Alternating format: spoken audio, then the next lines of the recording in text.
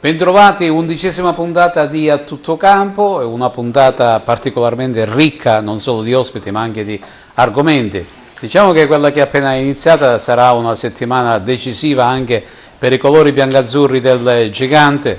Sappiamo tutti che c'è stata una conferenza stampa del presidente Silvio Alessi che ha un po' spiegato la situazione generale del club, ma ha anche preannunciato che attende un paio di risposte per passare la mano ad altri.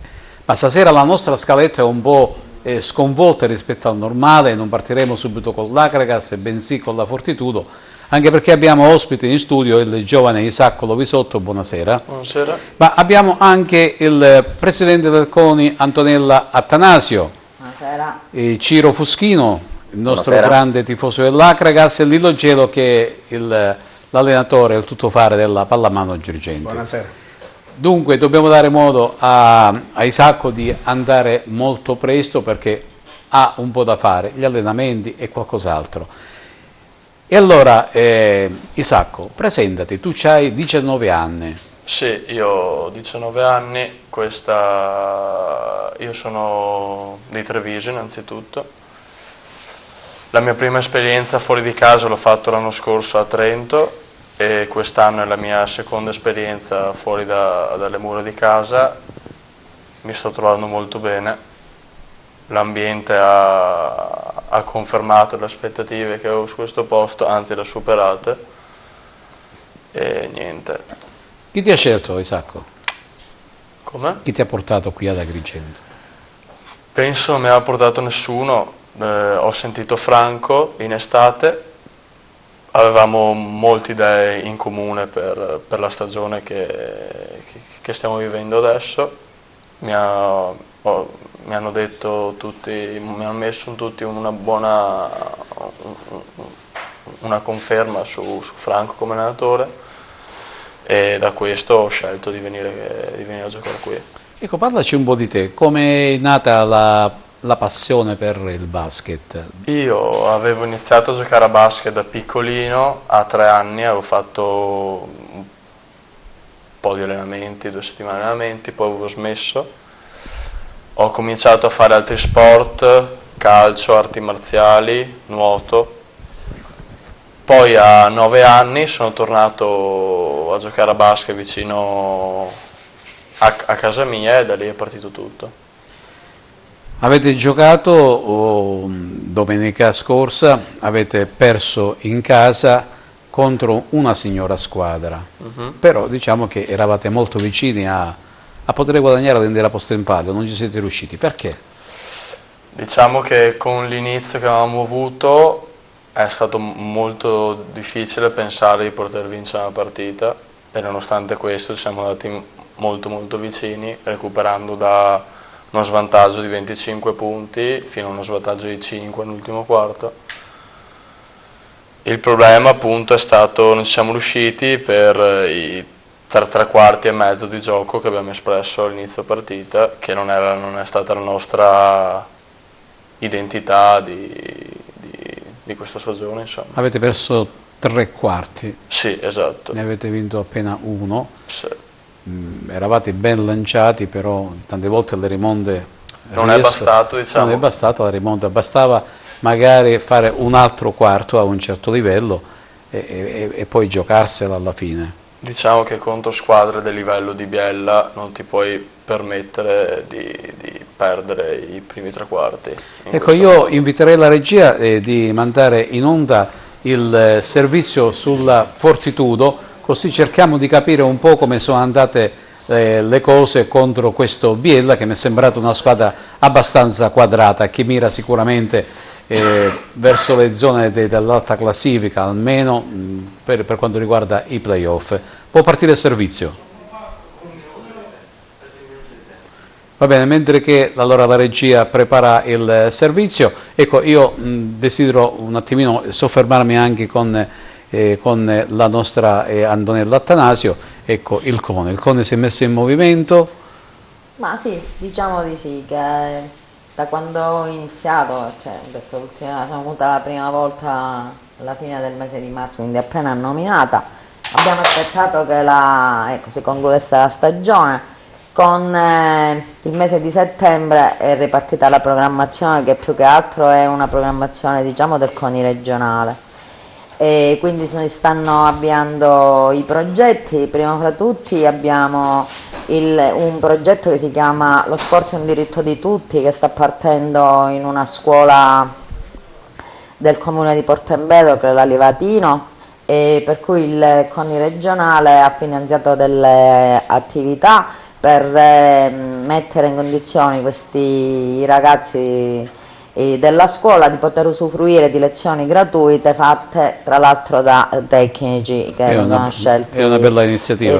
Questa è un'iniziativa grandissima, perché tra l'altro si protrarrà per tutto l'anno e i ragazzi avranno possibilità di praticare diversi sport. Quindi in maniera continuativa. 7 discipline sportive, poi magari quando lo stiamo avviando, perché siamo in base proprio della programmazione dell'attività, però coinvolge, diciamo, tutta la scuola, dalla scuola dell'infanzia fino alle scuole medie. Voglio dire, un quartiere sì che è degradato, dicono che è degradato perché, voglio dire, dal punto di vista di strutture sportive, io posso dire per esempio che la Livatino gioca su 3 plessi tutti dotati di palestra, quindi già, voglio dire, è una scuola fortunata, certo, per cui c'è un'ampia possibilità di poter praticare diverse discipline sportive. E poi abbiamo avviato un altro progetto che è il centro CONI provinciale, e quindi abbiamo 2 società coinvolte di Licata che stanno partecipando a questa sperimentazione. E un po', infatti, quando sentivo parlare lui del suo percorso polisportivo, cioè lui alla fine ha provato tante discipline sportive e poi, voglio dire, ho capito, ha fatto la scelta che dopo è ritornato al primo amore, perché forse il primo amore non ti scorda mai, quindi è ritornato al basket. E il CONI sta ritornando, diciamo, indietro un po' a quelli che erano i vecchi valori dell'attività giovanile, cioè di un'attività dove i ragazzi devono sperimentare più discipline, cioè non bisogna soffermarsi a uno sport e crescere solo con quello, ma si devono cimentare nella pratica delle discipline più svariate, cioè dalla atletica alla pallacanestro e pallavolo, pallavolo e pallamano, e dopo, quando arrivano, diciamo, all'età dove anche le peculiarità fisiche personali possono venire fuori, andare a scegliere qual è quella più congeniale, non quella che conviene perché è una società proprio di caso, perché sono cresciuta e non me ne voglio andare. Diciamo che forse questo può essere una piccola pecca di quello che è lo sport italiano oggi. Avremo modo di approfondire ancora il discorso. Intanto la regia mi fa cenno che è pronto il servizio sul basket, quindi può andare in onda. La partita della Fortitudo al Palamongada di domenica sera ha visto la visita del cardinale Don Franco Montenegro, che ha voluto ricambiare il gesto di attenzione che la società della Fortitudo ha voluto esprimere in un appello al cardinale e alla Chiesa Agrigentina per la vicenda della cattedrale chiusa al culto da 6 anni, 8 mesi e 24 giorni. Salvare la cattedrale significa salvare le nostre origini, anche religiose. Questo è un passo dell'appello fatto dalla società agrigentina. A fare gli onori di casa il presidente della Fortitudo, il Giomera Salvatore Moncada, che ha anche donato una maglia della squadra a Don Franco. Andando alla partita non è andata bene, appunto l'incontro giocato in casa con Alforte Biella, finisce infatti 82-74 per gli ospiti. Come al solito si è distinto il forte Ferguson, che ha fatto la differenza realizzando ben 30 punti, ma la squadra di Ciani non ha giocato male. Forse ha subito una sudditanza psicologica verso una squadra forte che anche lo scorso anno ci beffò all'ultimo secondo con l'ultimo tiro che entrò in canestro.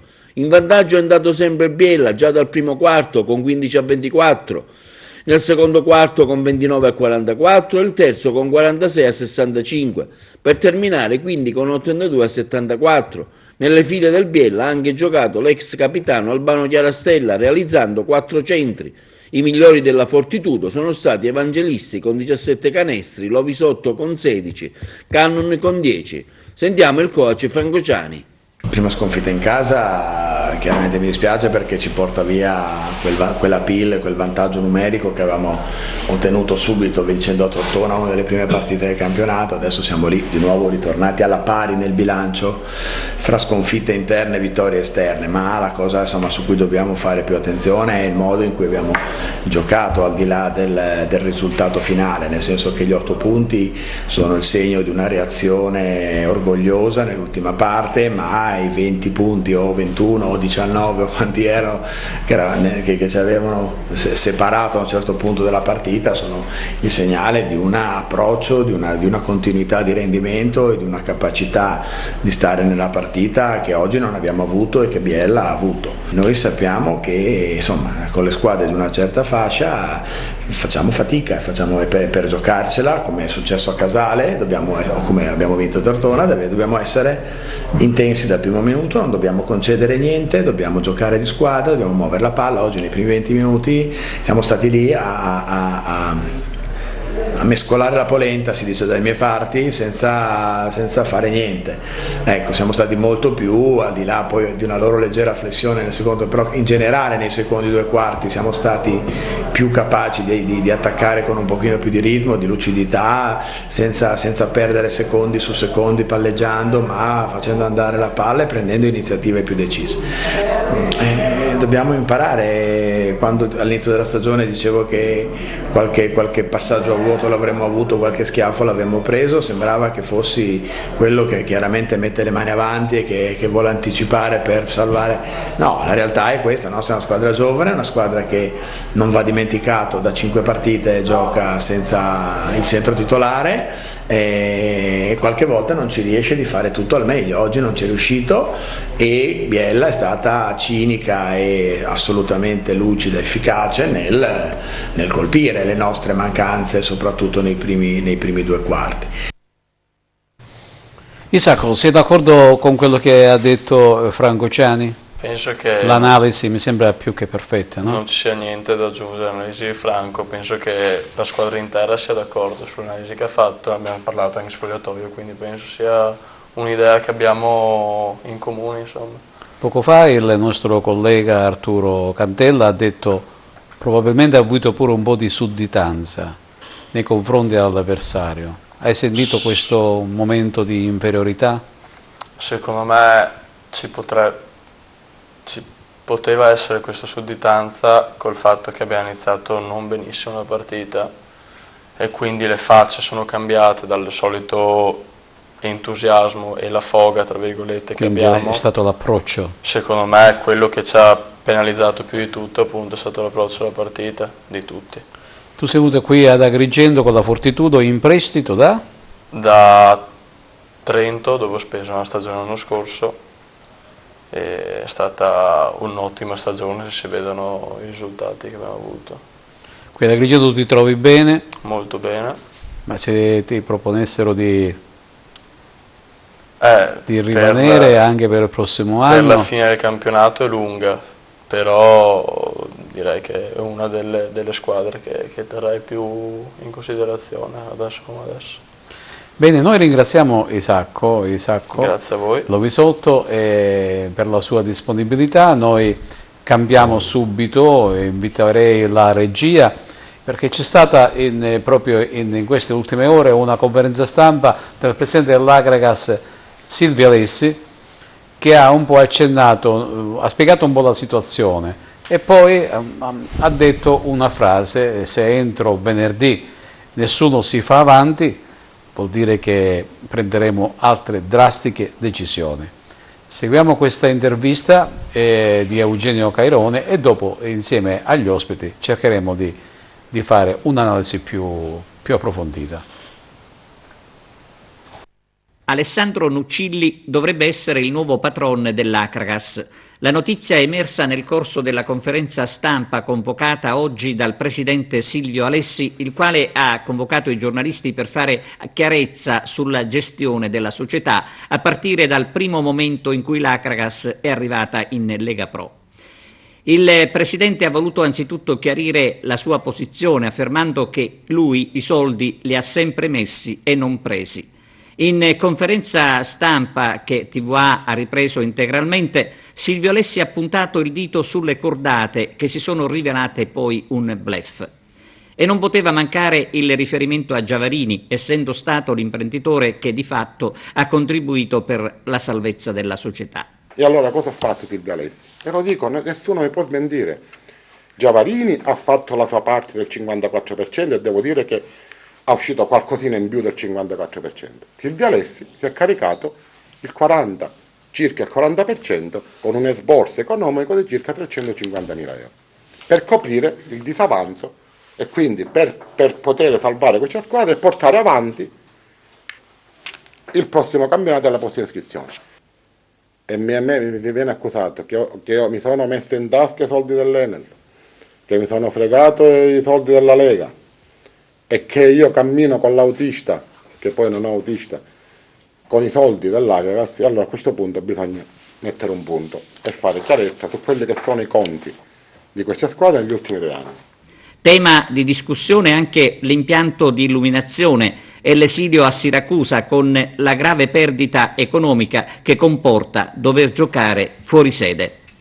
Si parla del nuovo patrone dell'Akragas e il mister di Napoli ha detto che si aspettava questo cambio e che l'Akragas quindi si riprenderà. Il mister di Napoli non penso che l'Agrax si riprenderà con il cambio societario. L'Agrax si deve riprendere con una giusta determinazione dei ragazzi, entrando in campo con la determinazione che avevano fino a 5-6 partite fa, quindi è chiaro che è importante anche avere una serenità societaria, ma è quella che io in tutte le maniere, tra mille difficoltà, fino ad oggi non ho fatto mancare alla squadra. Voglio dire, la nuova proprietà, noi speriamo e siamo già nelle condizioni di poter andare avanti e a concludere queste trattative, sempre che vengano rispettate le clausole che sono state messe nella lettera di intenti che abbiamo firmato con il nostro interlocutore. Lei ritiene che giocare a Siracusa è un sopruso di Tavecchio, visto che si gioca di giorno tra l'altro? Io reputo che è un sopruso soprattutto averci fatto iscrivere al campionato con la garanzia da parte della Lega di poter giocare, quindi di avere un'ulteriore deroga, e poi non ci è stata concessa. Questo è il primo sopruso. Il secondo sopruso è appunto quello che ci stanno facendo giocare alle 14:30 ogni partita di sabato e però non ci hanno fatto giocare all'Esseneto. Oggi con il mondo del calcio totalmente in crisi, distruggere veramente ancora ulteriore società mi sembra una pazzia, e Tavecchio penso che questo in questi ultimi tempi lo sta capendo. Nuova società è questione di ore? Ripeto, noi siamo pronti. Voglio sgombrare il campo da tutte quelle voci che dicono che Silvio Alessi non vuole girare la società. Silvio Alessi è pronto già da domani ad andare al notaio, sempre che vengano garantite una continuità a questa società e che vengano rispettate tutte le clausole che sono state firmate da me e dal mio interlocutore nell'atto della lettera di intenti. Ciro, sei d'accordo con Alessi? Ma sì, secondo me non si può non essere d'accordo con Alessi, nel senso che io ho grande rispetto per le persone che ci mettono la faccia. Silvio Alessi, bisogna dirlo, ci ha sempre messo la faccia e oggi è un'ulteriore occasione. Trovo lineare il suo ragionamento, nel senso che se si è interessati all'acquisto dell'Akragas bisogna seguire determinati step. È stata firmata una lettera di intenti che chiaramente deve essere eseguita, e poi trovo 2 cose assolutamente coerenti. Il primo è che l'Akragas, se non avesse avuto assicurazioni da parte della Lega, non si sarebbe iscritta, quindi sicuramente laLega ha una parte di responsabilità in quello che sta accadendo. Questa era una cosa che non si sapeva? È una cosa che circolava ed è venuta fuori in maniera ufficialmente è stata detta finalmente. È chiaro che non può esserci nulla di scritto, perché ci sono dei regolamenti, l'Akragas è fuori dalla regola che prevede l'impianto di illuminazione, quindi è chiaro che le assicurazioni che la Lega ha dato erano delle assicurazioni solamente verbali, non potevano essere chiaramente delle assicurazioni scritte, perché sarebbe andata contro un regolamento che la stessa Lega la stessa Lega ha scritto. Quindi una parte di responsabilità da parte di Tavecchio e da parte della federazione secondo me c'è e circolava già questa voce. Concordo con il discorso delle cordate, noi ne abbiamo parlato, io sono stato tante volte ospite qui, Carmelo tu lo sai bene quante volte abbiamo parlato di queste fantomatiche cordate, ma in realtà poi si è concretizzato nulla. Gli unici nomi che finalmente stanno venendo fuori quando l'interessamento c'è, è chiaro vengono fuori anche i nomi, quindi è venuto fuori il nome di Nucilli, è venuto fuori il nome dell'imprenditore Costantin. Ma esatto. Però c'è un giallo su Costantin. Beh, c'è un giallo, però sicuramente il fatto che sia venuto fuori un nome testimonia comunque un reale interesse, un reale contatto, quindi una trattativa che sicuramente ci è stata e probabilmente continua ad esserci. Questo infatti c'è un giallo, non è una cosa poco chiara.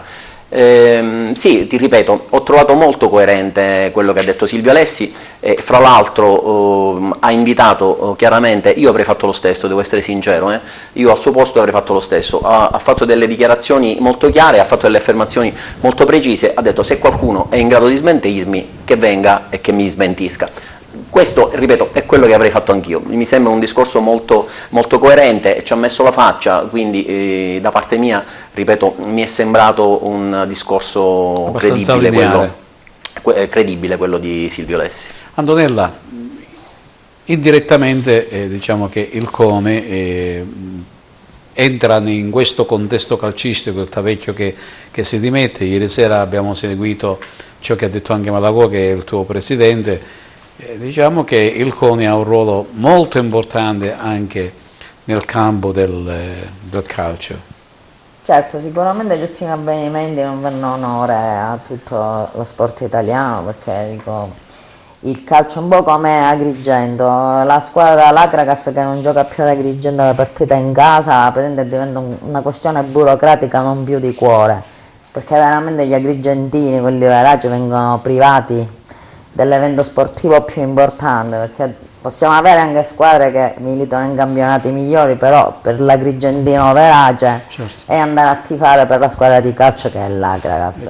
E sicuramente certo il parallelismo è uguale, perché voglio dire, il fallimento nella qualificazione mondiale ha buttato, diciamo, nel baratro tutto lo sport italiano, quindi ora si fanno disamine, è giusto, sbagliato. I soliti processi mediatici i soliti processi mediatici, e che sicuramente, io dicevo poco fa, secondo me, ecco, la fine del nostro calcio è iniziata all'indomani di quando abbiamo vinto il titolo mondiale nell'82, quindi quando si cominciò questa politica degli stranieri che sono stati introdotti piano piano, e quindi diciamo i nostri vivai, soprattutto i giovani, non hanno più forse la possibilità di potersi esprimere, oppure ecco, la crescita dei giovani non viene più attenzionata, tanto più che i risultati che si ottengono con le società. Secondo te è finita l'era dei Baggio, dei Rossi, no, di Baggio, di Rossi, Schillaci, voglio dire, sulla popolazione italiana sicuramente di Baggio e di Rossi ce ne saranno tantissimi, magari non hanno la possibilità di venire fuori come venivano fuori prima, a quei tempi, certo. Sono altri tempi con interessi, tempi di interessi economici. Io guardo questi giocatori di calcio, un giocatore da noi gioca 365 giorni all'anno, non si riposa che secondo me neanche il giorno di Natale, ormai devono essere al top tutto l'anno. Specialmente i giocatori che militano nelle squadre diciamo più importanti, che giocano anche in nazionale, che fanno la Champions, che fanno la Coppa Italia, che fanno il campionato. Non può essere fuori forma neanche quando inizia la preparazione precampionato, quindi è l'esasperazione che ha portato, secondo me l'esasperazione di questi risultati ha proprio portato a tutto questo sfacelo. È chiaro che questo del calcio è stato un po' il massimo, perché il calcio è visto per lo sport nazionale, è visto come quello per antonomasia, e anche se credo che tutto lo sport italiano sia un po' in ribasso. Noi vediamo i nazionali, le nostre nazionali in tantissimi sport non riescono a qualificarsi neanche per i tornei olimpici, e questo sicuramente c'è qualcosa che non funziona. Noi alle ultime Olimpiadi la nostra squadra di calcio non c'era neanche più voglio dire, nei campionati europei, mondiali, under 21, under 18 riusciamo a esprimere più, mentre prima eravamo tra i primi sicuramente d'Europa, al mondo anche, ma sicuramente d'Europa. Lillo, questi problemi fortunatamente nella pallamano non esistono. No, I vostri problemi sono altri, legati alle strutture. Io penso che a livello alto, come il calcio, la pallamano ad altissimi livelli, questi problemi che giocano tanto ce li hanno tutti, il basket, la pallamano. Noi nella pallamano ogni 2 anni un anno fanno i campionati europei, un anno fanno i mondiali. Si alternano sempre, anzi un anno fanno europei e olimpiadi.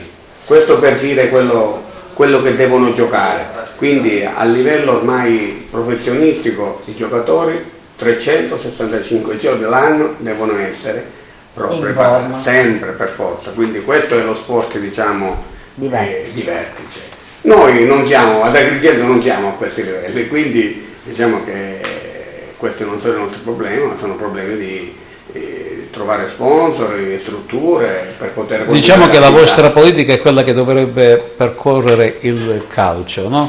Cioè affidarsi ai vivai, ai ragazzi, farli maturare, ed ecco che ora c'è una pallamano Girgenti che è nel pieno della forma e se la vede a testa alta, se la gioca a testa alta con squadre molto titolate. Noi abbiamo una squadra di tutti ragazzi giovani, eccetto diciamo 2 ragazzi che sono più grandi e tutti gli altri sono ragazzi di 16 anni, 17 anni, 18 anni. Poi tu sai come funziona nello sport, i ragazzi con sotto a 18 anni si diplomano, vanno all'università e vanno via, quando ti va bene sono a Palermo e a fine settimana vengono allenandosi con tante difficoltà fuori e in pratica molte volte si perdono i giocatori che vanno a studiare, per lavoro se ne vanno, quindi diciamo che noi come sport ogni anno abbiamo una perdita di 2 ragazzi minimo che vanno fuori per lo studio. Ebbene, abbiamo parlato e accennato a chi potrebbe prendere le redini del sodalizio biancazzurro. Si chiama Alessandro Nucilli, è un imprenditore e avremo modo di conoscerlo, perché se è vero che questa situazione andrà a maturare, in settimana sarà qua ad Agrigento. Ma vediamo un po'. Nucilli in conferenza stampa dell'avvocato Arezzo, ecco come è stato giudicato, e poi c'è anche la replica di Alessandro Nucilli. Vediamo un po' di mandare questi 5 minuti dove c'è l'avvocato Arezzo che parla di Nucilli e poi la replica di Alessandro Nucilli che si difende dalle accuse. Io la ritengo interessantina, abbiamo scelto le parti migliori e quindi la mandiamo subito in onda e poi la analizzeremo assieme. Mauro Ferretti diceva prima, io lo sentivo insieme a voi, mi scuso se ho commesso delle leggerezze o se sono stato un ingenuo. Conosco il presidente Ferretti come tutt'altro che un ingenuo e questa vicenda ne dà la conferma. Nell'atto preliminare che viene poi concretizzato e trasfuso in un atto notarile successivo c'è l'inserimento di una clausola risolutiva espressa. In questa clausola risolutiva espressa si afferma chiaramente che in caso di mancata ottemperanza alle obbligazioni finanziarie assunte da Nucilli e per esso da una società che si chiama Flowers Holding Flowers SRL, una Newco, il contratto sarebbe stato risolto di diritto. Una clausola risolutiva espressa opera di diritto, non c'è bisogno di una sentenza, non c'è bisogno di un contenzioso, ma nel momento stesso in cui viene inserita in un contesto contrattuale è sufficiente che la parte non inadempiente dichiari di volersene avvalere, il contratto retroattivamente si considera risolto. Modalità di corresponsione delle quote per 35.000 e rotti euro è prevista con bonifico bancario con assegno circolare. Chiunque di noi ha comprato forse casa o qualcos'altro e sa quando si va dal notaio si porta un circolare. Il giorno in cui ci si reca davanti al notaio, Alessandro Nucilli tira fuori dal portafoglio un assegno bancario di conto corrente e quindi in violazione degli accordi. Il contratto viene siglato e dal giorno dopo Alessandro Nuccilli chiede tempo non solo affinché l'assegno bancario venisse trattenuto e non versato in banca, ma soprattutto tempo perché le garanzie che erano state chieste, pretese e promesse per il pagamento delle somme che sarebbero state versate nell'Arresto Calcio tardavano ad arrivare. L'assegno viene versato, l'assegno torna impagato per mancanza di fondi. Attraverso i suoi avvocati Nuccilli dichiara: i fondi ci sono, l'assegno l'ho bloccato io, ma viene smentito dai dati documentali perché l'assegno ritorna e va in protesto per mancanza di fondi, non perché è stato richiamato o bloccato da Nuccilli. Questo è l'elemento su cui una vicenda si gioca, è un elemento molto caro a Nuccilli e ai suoi avvocati, i quali anche stamattina per l'ennesima volta offrono la restituzione delle quote gratuitamente e risarcendo il danno creato. Ora qui non c'è da restituire nulla. Le quote sono state oggetto di trasferimento con un atto notarile. Questo trasferimento è soggetto a una condizione sospensiva, l'adempimento delle condizioni economiche e degli accordi economici. Nel momento stesso in cui la parte adempiente ha dichiarato di volersi avvalere di quella clausola risolutiva espressa, essa opera di diritto. Non c'è bisogno ovviamente di una sentenza del Tribunale che sia costitutiva di quel diritto.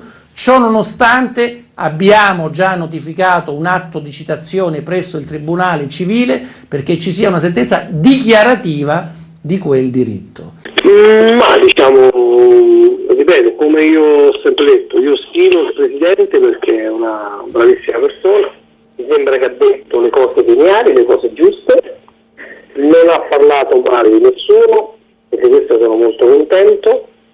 Posso dire che diciamo, è stato il Mauro che conosco io, quello forte e quello che ha voglia di fare un progetto, di andare avanti nel mondo del calcio e con l'Arezzo Calcio.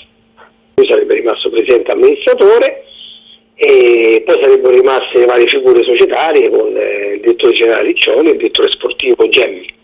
Questo è confermato anche da me perché è anche giusto non dire bugie, perché diciamo le bugie hanno le gambe lunghe, io purtroppo sono abituato a non dirle, quindi confermo tutto quello che è stato detto.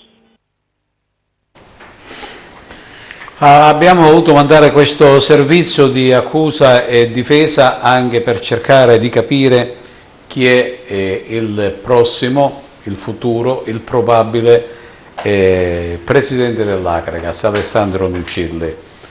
Diciamo che è una situazione un pochettino strana quella che è successa ad Arezzo, ma ognuno tira acqua al proprio mulino e non sappiamo la verità dove sta. Ciro, la foto di questo nuovo presidente non è che sia proprio il massimo, però... Ma, guarda Carmelo, io ovviamente non vorrei entrare nel merito di una vicenda che noi non conosciamo e quindi ovviamente diciamo, non voglio entrare nel merito di questa vicenda. Io posso semplicemente augurarmi, come tutti i tifosi, da tifoso dell'Acragas e come tutti i tifosi... Scusami Ciro. Sì. Pronto? Pronto? Pronto? Vediamo un po' se mi ascolta. Pronto?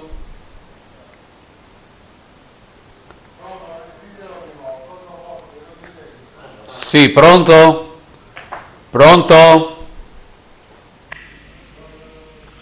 Pronto? Sì, pronto. Alessandro Nuccilli, buonasera. Sì, buonasera. Noi la disturbiamo, siamo in diretta con Televideo Agrigento Poco fa abbiamo seguito un servizio con una riflessione da parte dell'avvocato dell'Arezzo, cui è seguita anche la sua replica. Sì. Ecco, vogliamo chiarire ancora meglio che cosa è successo con l'Arezzo?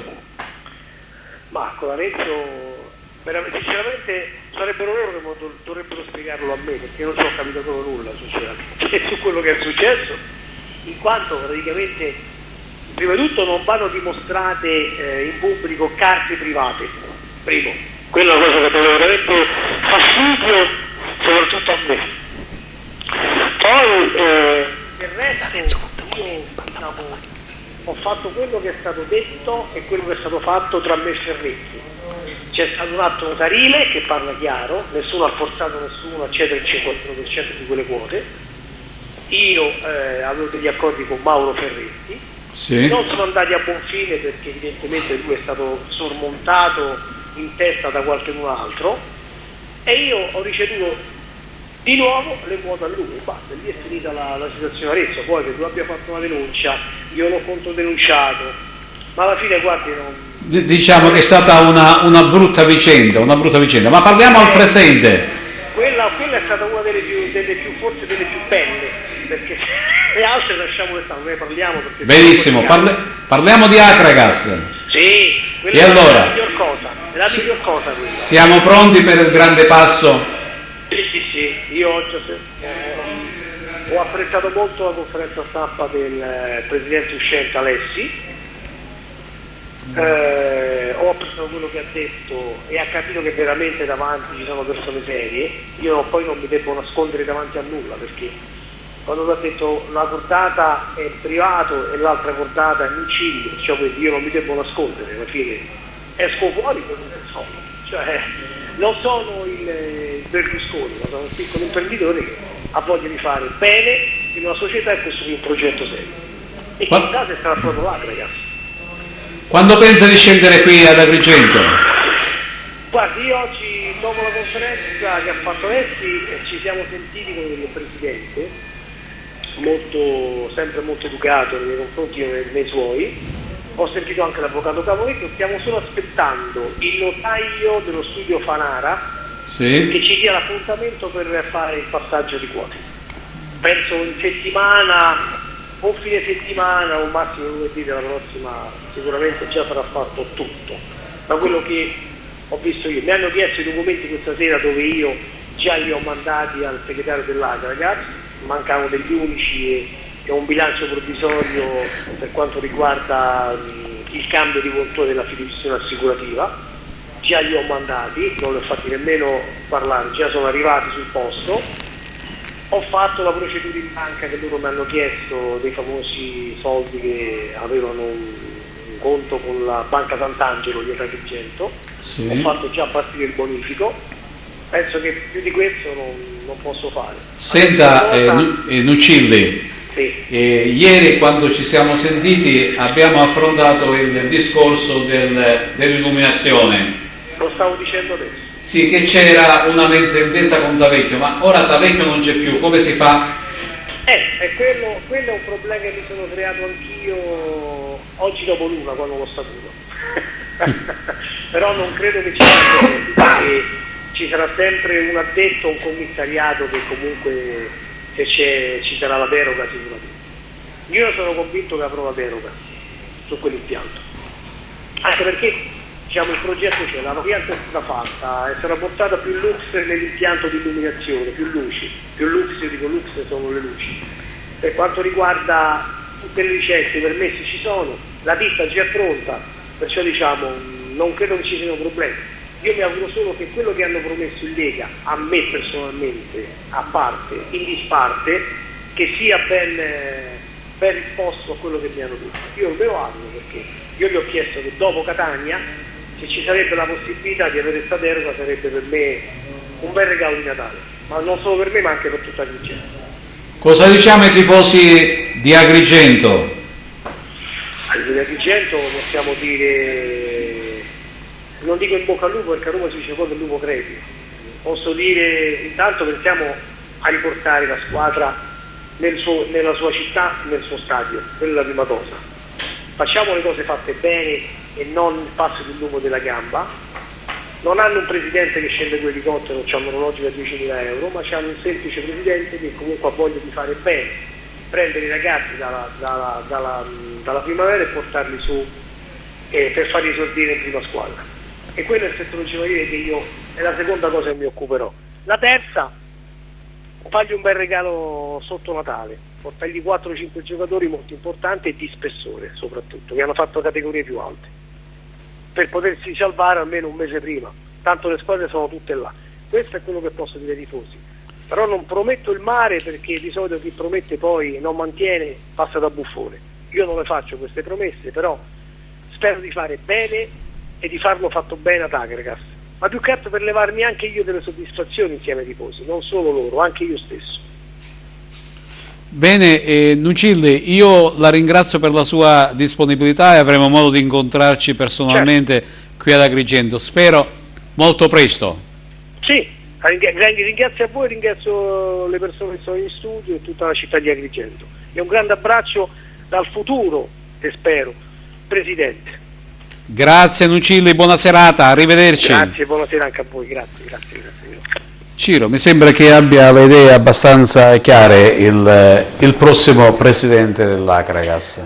Beh sì, ha le idee abbastanza chiare, ma soprattutto la cosa che mi stupisce è un po' la sua sicurezza, cioè nel fatto che oggi Alessi era ancora un po', come posso dire, ancora un po' titubante sulla sicurezza dell'affare, della trattativa, mentre lui sembra molto deciso.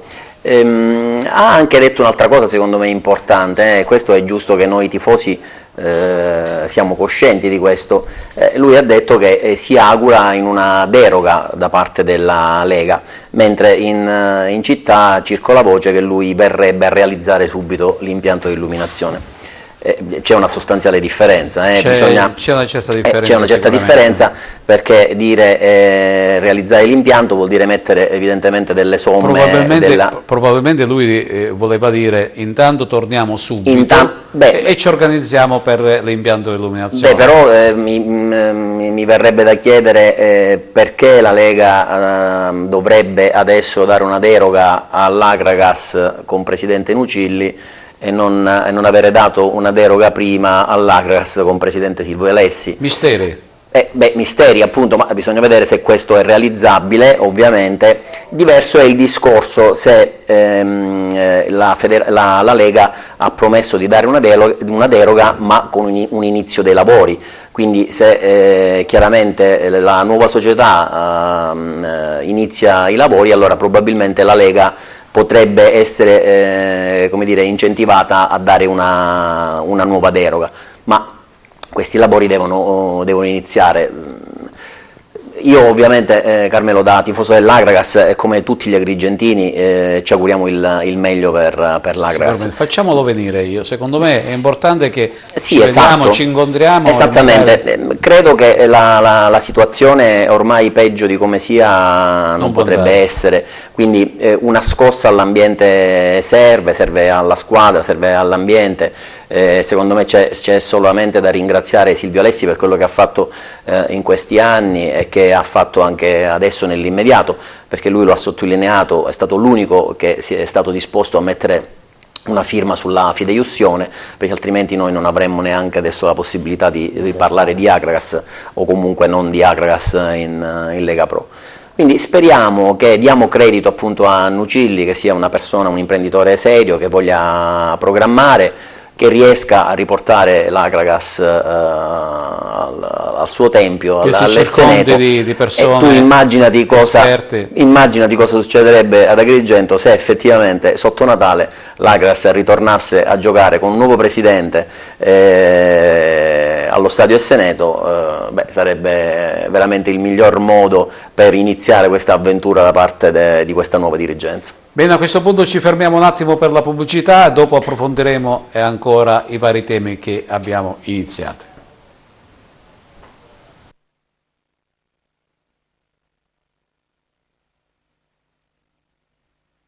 Hai un immobile da vendere? Cerchi casa? Ti serve un ufficio, un locale commerciale o cerchi un terreno? Biro Affare è l'agenzia immobiliare che fa per te, attenta alle necessità di venditori ed acquirenti. Vieni a trovarci a Favara oppure vai sul nostro sito. Troverai assistenza, competenza e cortesia e l'affare immobiliare che cercavi.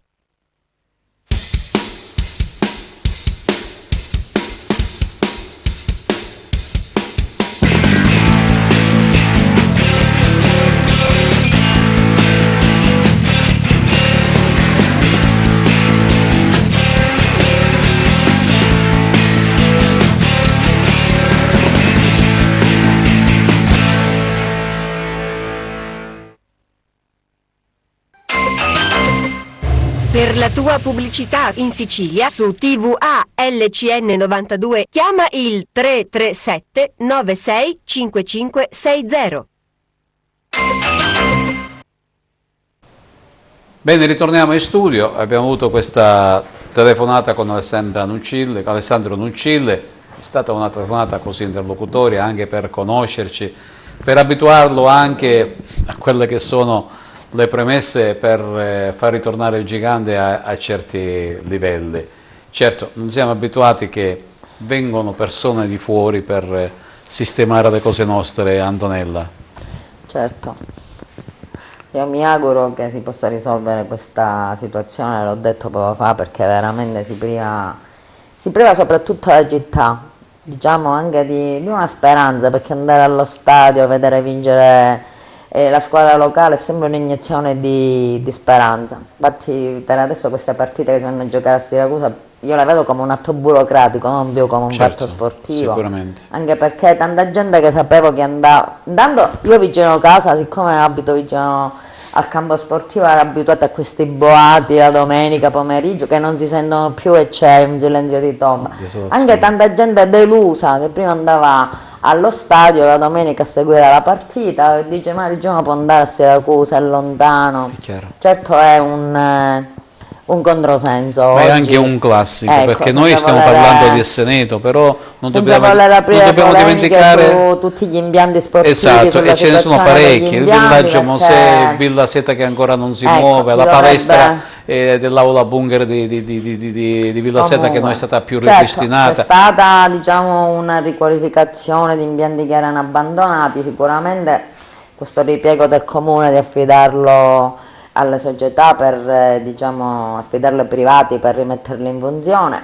Vero è, si sono riaperti tanti impianti che erano catoi abbandonati, anche il Palanico stesso, insomma, in mano ai privati. Sono stati recuperati, ora sono fruibili e sicuramente quello che si è perso per la comunità sarà forse diciamo la gratuità dell'utilizzo di un impianto comunale, perché voglio dire i piccoli impianti si possono recuperare, ma i grandi impianti tipo il campo di atletica, il campo di rugby, il campo del villaggio Mosè, ci vogliono diciamo c'è un impegno maggiore quello che affidarlo ad una società, però forse stasera è un po' il caso di non parlarne, oppure si potrebbe creare, voglio dire, anche una tavola rotonda sulla problematica degli impianti, anche perché ci sono tante opportunità e adesso per esempio anche con il CONI c'è la riqualificazione delle periferie, c'è un progetto proprio di finanziamento con fondi,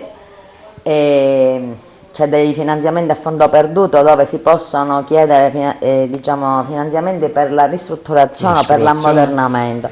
Ci sono anche finanziamenti regionali col patto con la Sicilia. Noi abbiamo diversi comuni della provincia che lo hanno fatto. Bisogna sapersi muovere in tempo e bene. Diversi comuni della nostra provincia, vedi Naro, vedi Aragona, che hanno avuto finanziati l'ammodernamento, per esempio allo stadio di calcio si sta recuperando il bacino di canottaggio di Naro. I comuni si muovono, voglio dire, io parlo su un terreno provinciale, lasciamo stare Agrigento perché abbiamo... poi sono ataviche queste difficoltà, voglio dire, non voglio aprire questa maglia. Di accendere la nostra attenzione invece sull'attività del CONI, ecco come si sta muovendo, cosa bolle Bentola, tutte queste cose. Sì, io poco fa dicevo che stiamo avviando questo progetto, che è un grande progetto questo qua, lo sport è un diritto per tutti, abbiamo anche è aperto il centro CONI a Licata, dove vede coinvolte 2 società. Una è la storica società della Guidotto, quella di pallamano femminile, e un'altra società che è la Cestistica Licata. Proprio per questo scambio c'è un progetto sperimentale nazionale e questo certo è una cosa importante. E poi stiamo riprendendo anche l'attività di formazione, infatti la scuola regionale dello sport ha ripreso la sua attività dopo quasi 2 anni di chiusura, anche perché prima, voglio dire, non dico politica sportiva, comunque era nata questa grande struttura lì a Ragusa e quasi tutta la formazione si svolgeva a Ragusa, e adesso la scuola, diciamo, sostanzialmente ha avuto dei problemi, per cui il centro e la sede della scuola regionale dello sport è ritornato a Palermo e ha ripreso l'attività non più in una sede sola ma itinerante. Quindi noi adesso ci apprestiamo questa settimana e la prossima a organizzare 2 corsi che sono di formazione, che sono altamente qualificanti. C'è qualche locandina da fare vedere? Eccola qua. Ecco, questo è quello che ci sarà il 2 e 3 dicembre sull'attività fisica adattata, dalla prescrizione medica alla somministrazione. È una cosa molto importante anche perché questo è inserito in un progetto futuro come sbocco lavorativo per i nuovi laureati in scienze motorie, cioè una qualificazione che può portare questi insegnanti a poter svolgere attività nei centri, per esempio fisioterapici, su prescrizione medica. E si sta apprendendo, anche perché, voglio dire, in Sicilia ancora non esiste proprio la legge su questa cosa, però in molte regioni già è stata sperimentata e sta camminando. E poi ne abbiamo un altro ce l'avete l'altro? Che anche molto importante, che riguarda la valutazione posturale funzionale integrata in ambito motorio e sportivo. Questo è un altro corso di formazione molto qualificante, aperto a tutti i tecnici che operano nelle società, ai medici e ai laureati in scienze motorie, sempre visto diciamo, nell'ottica della prevenzione e di un miglioramento delle tecniche allenanti, cioè proprio delle metodologie di allenamento. Poco fa parlavo con Giro che mi diceva proprio che tanti giocatori adesso fanno ricorso al bike si evitano tanti infortuni, e quindi un esame, diciamo, posturale dei ragazzi, ma anche quelli giovani, non solo dei grandi, certo, dei grandi atleti, può anche prevenire, può prevenire degli infortuni e orientare le metodiche di allenamento. Proprio e questo naturalmente nell'ambito delle società sportive e dei tecnici che operano, io voglio dire soprattutto l'attenzione sullo sport giovanile, perché molti ragazzi abbandonano proprio perché vanno incontro a degli infortuni che poi alla fine sono invalidanti, che non si possono più risolvere. Quindi voglio dire, a questi corsi si accede iscrivendosi direttamente online sul portale del CONI regionale, ma voglio dire, non sono tanti in vista, però dico, chi mi sta seguendo e chi è interessato a partecipare, cosa può fare? Ecco, devono loro collegarsi al sito del CONI regionale, sì, andare sull'area della scuola regionale dello sport e li trovano tutti, cliccare su corsi e trovano tutti i corsi, cioè ci sono tutti i corsi che si fanno in Sicilia, perché questi corsi si stanno facendo contemporaneamente in tutte le 9 province siciliane, e andare sul nostro corso di Agrigento. Poi voglio dire, può essere che le date magari non sono disponibili, esatto, e si può andare anche in altre province, uno si iscrive e c'è direttamente l'iscrizione, quindi direttamente sul portale poi riceveranno la mail che sono ammesse ai corsi. Benissimo, allora Lillo, parliamo di questa partita con il Mascaluci. È stata una partita molto combattuta contro una squadra tra le più forti che ci sono nel girone, diciamo, no? Sono primi in classifica. Se non la più forte. Diciamo che loro e il Chelone, diciamo che in questo momento sono primi in classifica e per noi era importante fare bene questa partita. Diciamo l'inizio non è stato... Vediamo qualche immagine. Ottimale, però poi a metà del primo tempo veramente con un'ottima difesa siamo riusciti ad andare avanti e abbiamo finito il primo tempo avanti di 2 gol. La differenza ecco, tra le due squadre, diciamo la grinta e la carica dei tuoi ragazzi contro diciamo, la migliore predisposizione, la migliore esperienza della squadra avversaria? No, perché anche loro è una squadra molto giovane, questo campionato di A2 diciamo che le squadre che sono in vetta hanno questa caratteristica di puntare molto sul settore giovanile e quindi questo è sia loro che il Chelone, che noi, l'Enna, sono delle squadre che veramente hanno puntato tantissimo su quello che è il settore giovanile. Ecco, parliamo del settore giovanile invece della pallamano girgente. È quella che vi sta dando, diciamo che noi abbiamo una ventina di ragazzi che eccoli qua ci sono alcune immagini. Una ventina di bambini che va dai 6 ai 9 anni, poi ne abbiamo altri 20 che vanno dai 9 agli 11 anni e poi abbiamo il gruppo Under 15, Under 17 e quest'anno per la prima volta facciamo 2 campionati femminili, l'Under 19 che è un campionato regionale e l'Under 15 che è un campionato anche questo regionale. E quindi stiamo cercando di spingere tantissimo con quello che è il nostro settore giovanile, anche grazie alla palestra che abbiamo a disposizione, quella della Castagnolo. E quindi diciamo che il nostro obiettivo è questo, perché portare avanti i ragazzi nostri di Agrigento per poi portarli quello che è l'obiettivo in prima squadra. Noi con la squadra che abbiamo noi siamo tutti ragazzi di Agrigento, non c'è nessuno da fuori. Si è giocata la partita SEAP Aragona domenica scorsa ad Aragona, una vittoria diciamo un po' sofferta, anche perché l'inizio della gara non è stato molto, molto promettente.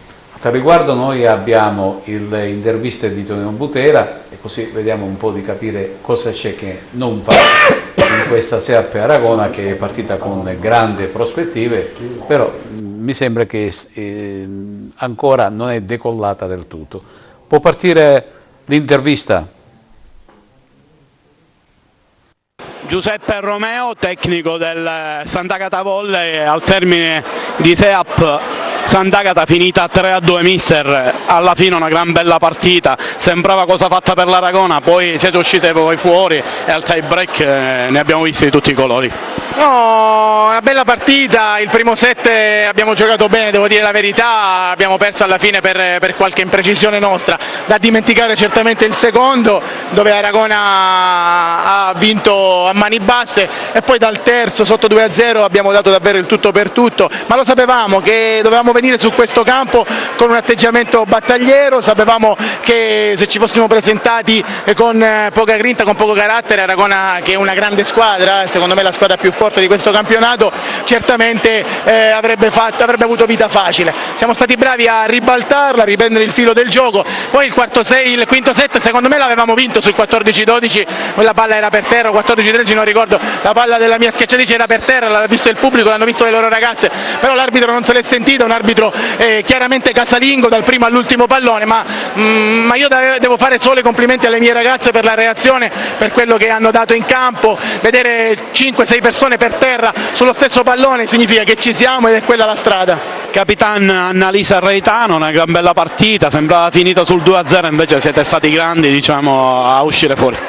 Diciamo che i primi 2 set eravamo molto contratte e un pochettino abbiamo sofferto pure un po' di ricezione, ma poi piano piano abbiamo meritato di raggiungerle perché durante la settimana ci alleniamo tanto e abbiamo preso palloni su palloni, siamo uscite finalmente in attacco, il palleggiatore ha fatto bene, abbiamo battuto meglio, quindi ci siamo meritati, però devo dire una grandissima cosa sul tie break. 14-13 non si può chiamare un pallonetto dentro, è evidentissimo per tutti gli spalti, per tutte le giocatrici, che anche le giocatrici dell'altra squadra si erano messe le mani nei capelli perché era finita la partita e un arbitro può decretare questo punto in questo modo, dandoci demerito a tutto quello che abbiamo fatto finora. Non è proprio possibile, mi dispiace. Chi ha filmato questa partita si può vedere benissimo che il mio pallonetto era dentro, quindi la partita era finita sul 3-2 per noi. Mi dispiace, ma questo lo devo dire. Nello sport succede anche questo. Io ho fatto la telecronaca e il pallone tuo non l'ho visto bene, sai perché? Perché davanti a me c'erano i tifosi, i 10 tifosi che ho elogiato, diciamo, in telecronaca, si sono alzati, quindi non l'ho vista bene, quindi eventualmente dico la telecamera l'ha ripreso. Potresti avere anche ragione, perché ho parlato scendendo sul parquet adesso, rimane un po' di amarezza, però devo dire avete fatto una bella prestazione. Sì, però ci meritavamo alla fine di vincere, anche perché abbiamo fatto una bella rimonta e quindi era finire in bellezza con la vittoria, era il fiocchetto dentro un pacco regalo praticamente. È andata così.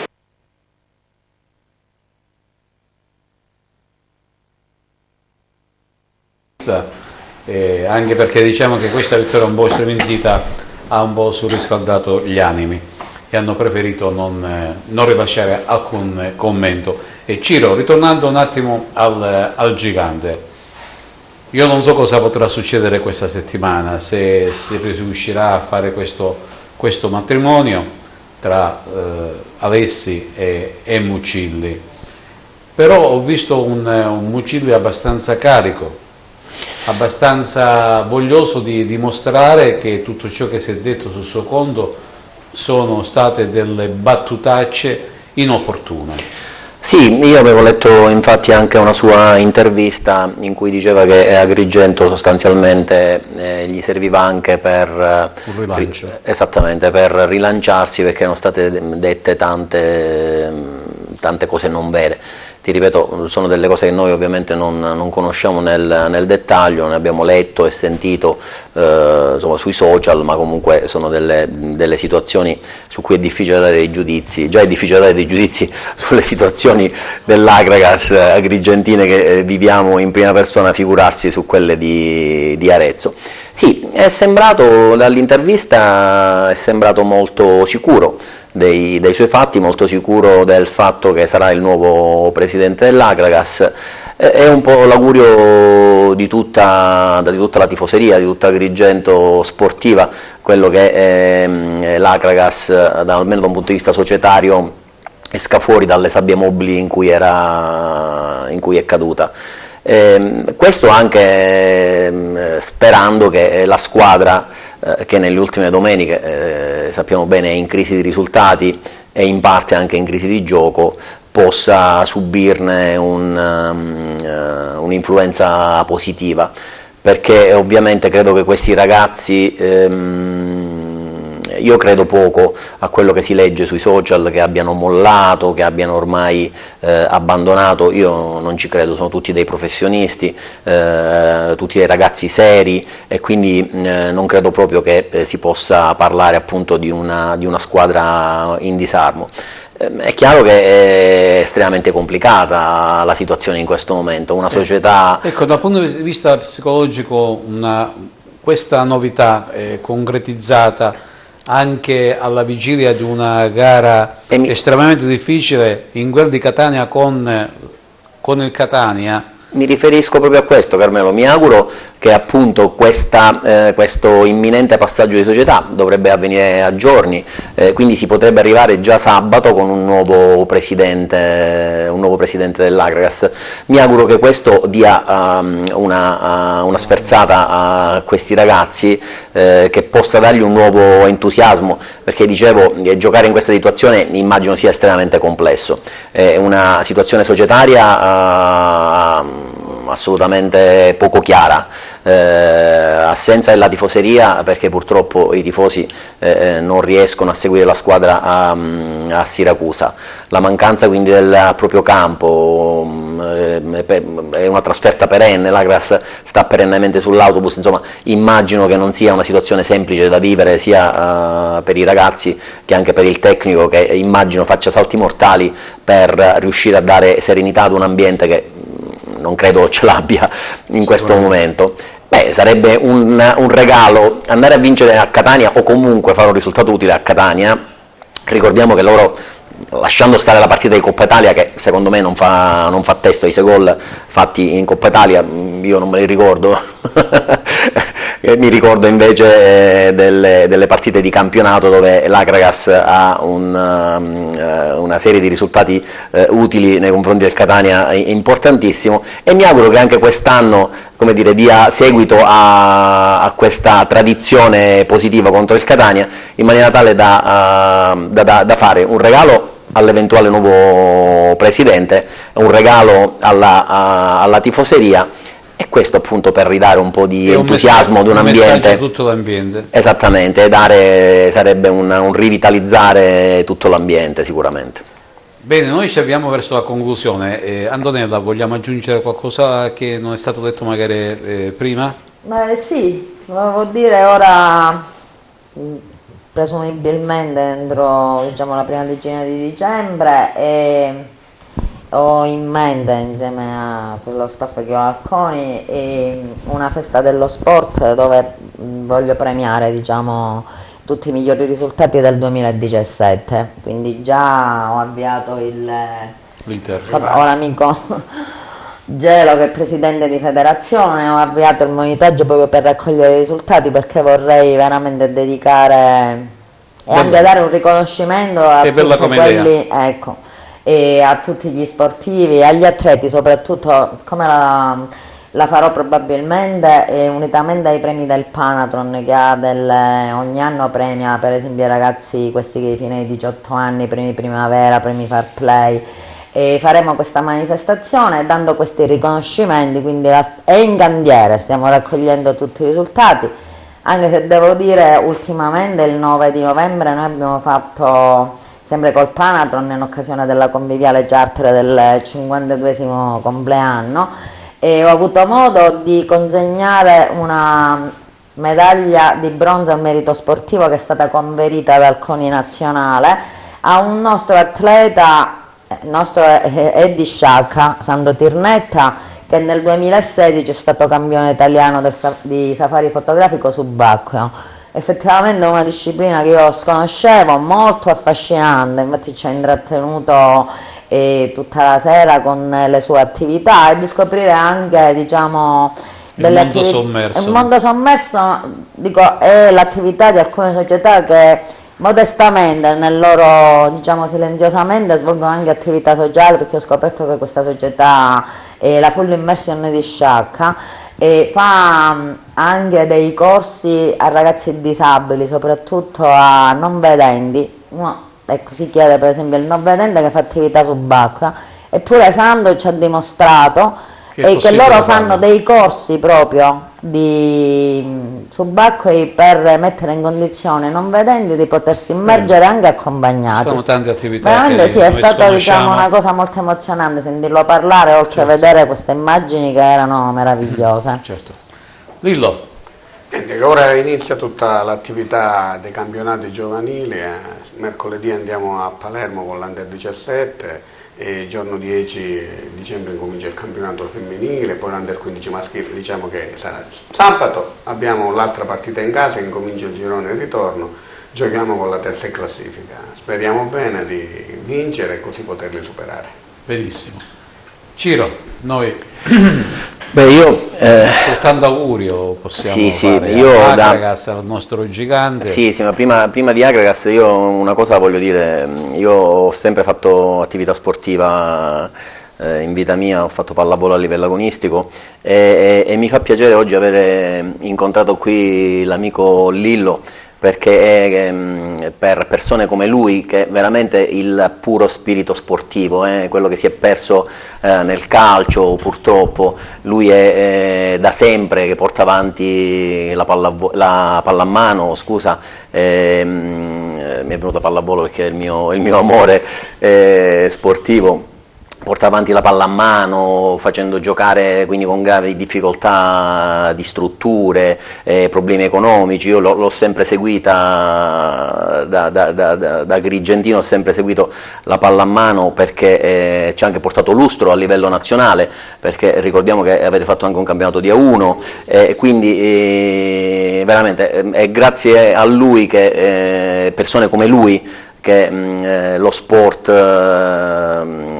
crea ancora quei... La pallamano in particolare ancora... Esattamente, quindi in mezzo a mille difficoltà, senza mai lamentarsi, senza mai alzare la voce, porta avanti veramente un'attività meritoria e bisogna dargliene atto. Io da Agrigentino voglio dargliene atto. Agragas, ti ripeto, speriamo che, e troppe volte noi ci siamo salutati, Carmelo, a fine puntata dicendo la prossima settimana avremo delle novità, la prossima settimana, ora invece, e sono passati dei mesi, quindi mi auguro che realmente, mi auguro che veramente questa settimana sia quella decisiva perché succeda qualcosa di positivo. Io l'ho sempre detto, tu lo sai, sono un ottimista e quindi mi auguro che da questo nuovo assetto societario possa venire veramente qualcosa di positivo per il gigante. Bene, a questo punto noi concludiamo e chiudiamo questa 11ª giornata. Dobbiamo salutare il nostro Gervando D'Aleo, che è stato trattenuto da un ospite illustre, il virus influenzale, quindi con l'augurio che possa riprendersi quando prima e dalla prossima volta in poi non mi lascia più solo. Bene, ringraziamo allora Antonello Attanasio per la sua presenza, Lillo Gelo, Ciro Fuschino e chiaramente anche Isacco Lovisotto, che è stato ospite e è andato via per motivi inerenti alla sua attività di basket. Noi ci rivedremo in occasione della prossima puntata, sempre con la speranza, caro Ciro, di raccontare cose nuove e positive. Sì. Sempre così noi dobbiamo concludere. Io quasi per scaramanzia non lo direi, Carmelo, visto che no, anche perché l'abbiamo detto troppe volte, per cui sì, speriamo che stavolta siamo veramente tocchiamo ferro. Grazie, buonasera a tutti, arrivederci.